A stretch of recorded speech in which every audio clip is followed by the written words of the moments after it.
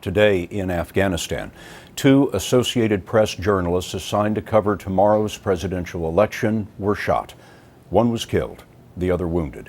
What's especially disturbing is who was behind the attack, and Charlie D'Agata is in Kabul. They were in the back seat when an Afghan policeman walked up and opened fire with an AK-47.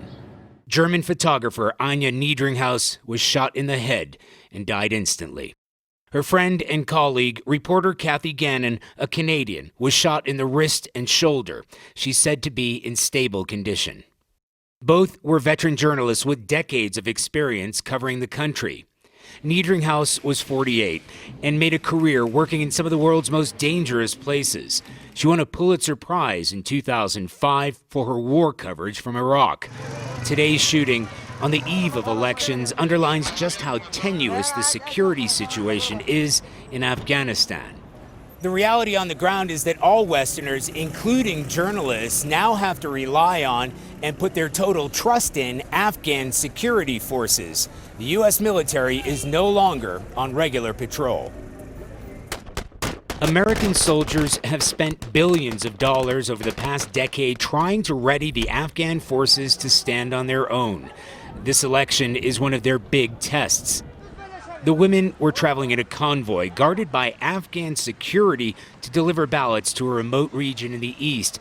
Local government sources told us they believe the shooting was in retaliation for a NATO airstrike on the policeman's village in January that left several civilians dead.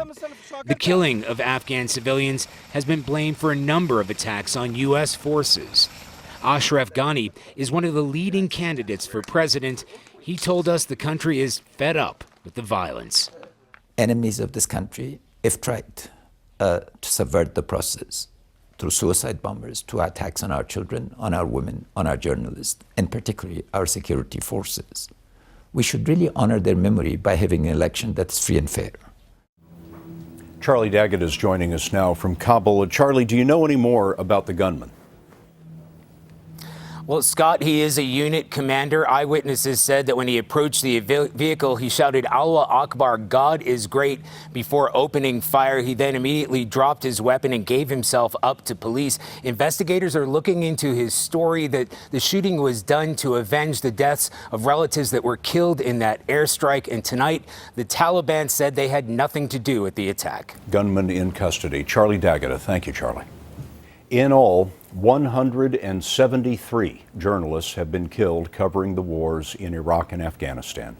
The Committee to Protect Journalists told us today that 150 were lost in Iraq and now 23 in Afghanistan.